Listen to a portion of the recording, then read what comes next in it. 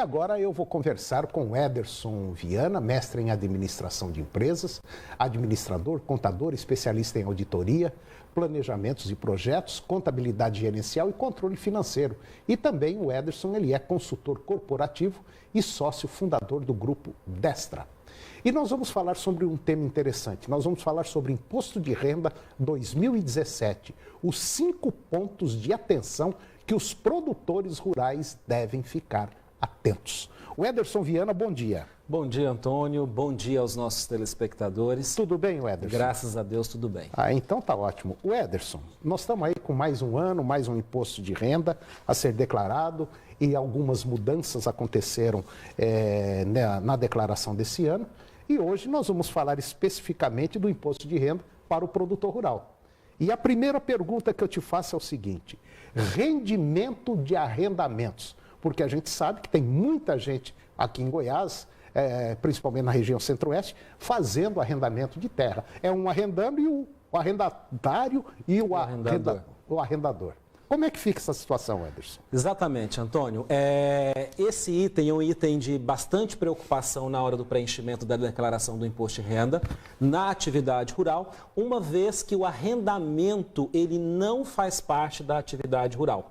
Ele é entendido pela Receita Federal do Brasil como locação. Então, ou seja, eu não tenho os benefícios da atividade rural e eu não posso computar o custo, o gasto que eu tenho com o arrendamento na atividade rural. Eu tenho que considerar, se eu estou arrendando a terra, eu vou tributar dentro do carnê-leão, fora da atividade rural. Porque na atividade rural, como que nós calculamos o imposto, Antônio? Nós pegamos a receita da atividade rural, menos todos os custos que eu tenho com a atividade rural, e o grande benefício de você ter atividade rural na pessoa física é que, inclusive, tudo aquilo que você compra de insumos, mas também de equipamentos, isso entra como despesas da atividade rural, consequentemente você diminui a base de cálculo do imposto. Então, esse é o grande benefício que se tem de ter atividade rural na pessoa física. Quando eu tenho uma receita que é de arrendamento de algum terreno, de alguma terra, essa receita eu não posso tratar ela como uma receita da atividade rural, mas eu trato ela como uma receita de locação. Então, eu ofereço tributação exclusiva, ou seja, eu não posso levar isso para dentro da atividade rural, que no caso da atividade rural a gente tributa em cima do resultado. No caso da receita de arrendamento, eu tributo sobre o que eu recebo. Bom, então significa dizer o seguinte, que os rendimentos de arrendamento, mesmo que eu tenha uma propriedade rural e arrendo uma pequena parte, é um aluguel que eu estou realizando. É um aluguel que você está recebendo, então, ou seja, os arrendamentos são tributados como aluguel, não são receitas da atividade rural. Além disso, dependendo do valor recebido, estão sujeitos ao recolhimento antecipado através do carnê-leão. Então, eu não levo isso para a atividade rural e eu trato isso de forma separada e isolada na minha declaração de imposto de renda. Então, tem muita gente fazendo errado, hein? Antônio, muita gente. A Receita, inclusive, tem um protocolo hoje dentro do Perguntão, onde ela esclarece isso, e a Receita está fiscalizando muito o produtor rural por justamente fazer errado. Estoques não comercializados, o que é isso aí? Os estoques não comercializados, Antônio, o valor dos estoques pode ser informado no campo bens da atividade rural, então eu preciso informar esse estoque lá, e se não foi comercializado, não será tributado. O mesmo vale para a produção não entregue, o valor deve ser lançado no campo adiantamentos por conta de venda para entrega futura. Ou seja, se eu tenho um estoque e esse estoque ele ainda não foi comercializado, eu vou lançar em estoque. E esse estoque que não foi comercializado, ele também não será tributado. Então, eu preciso saber lançar isso de forma correta na minha declaração do imposto de renda para que eu não pague imposto de forma errada. O Ederson, vamos para o intervalo comercial e depois, no próximo bloco, nós vamos falar sobre receita e despesas da atividade rural. É um minutinho só, a gente volta já. Eu estou conversando com o Ederson Viana e nós estamos falando sobre o imposto de renda na propriedade rural, os 5 pontos principais que o produtor deve observar.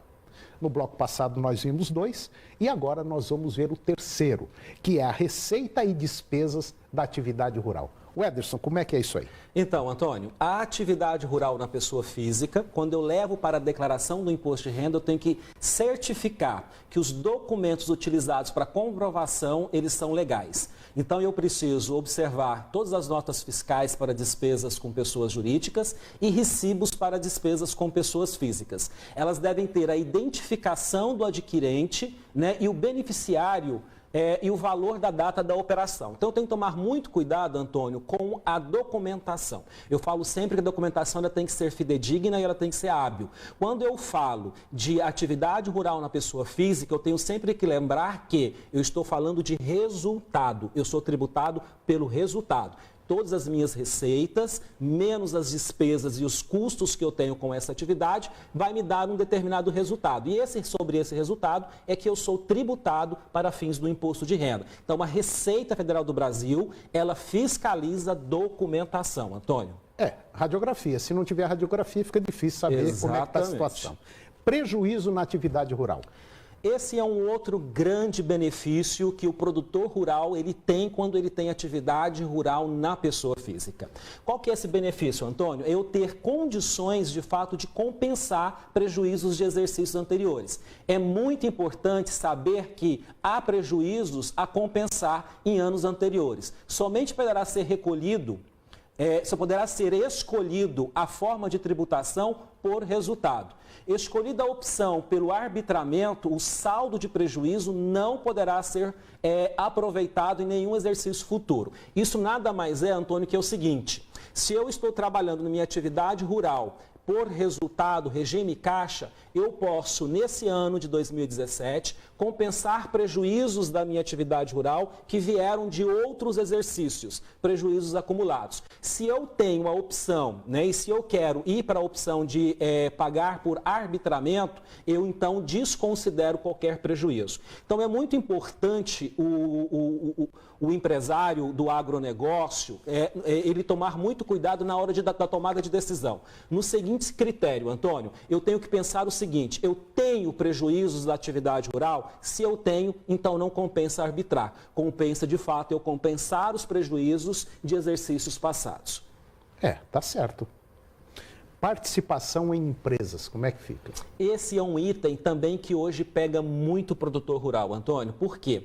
O produtor rural, ele abre uma empresa, ele participa aí de uma sociedade, né? E na hora de fazer a declaração do imposto de renda da pessoa física, ele não informa que ele é sócio daquela atividade, daquela empresa. E aí, ou seja, a Receita Federal do Brasil passa a perceber, porque ela tem o QSA, que é o quadro social, né? E nesse momento ele sabe que deixou de se declarar que ele participava de alguma sociedade. Então é importante que o produtor rural sempre, no momento de enviar a declaração, que ele informe todas as sociedades às quais ele faz parte da sociedade.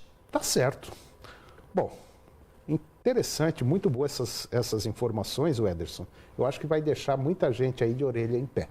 E se tiver dúvida, Antônio, nós estamos à disposição para esclarecer as dúvidas do empresário do agronegócio. Ederson, mais uma vez, muito obrigado pela sua participação no nosso programa e até o próximo. Obrigado, Antônio, e um grande abraço aos nossos telespectadores.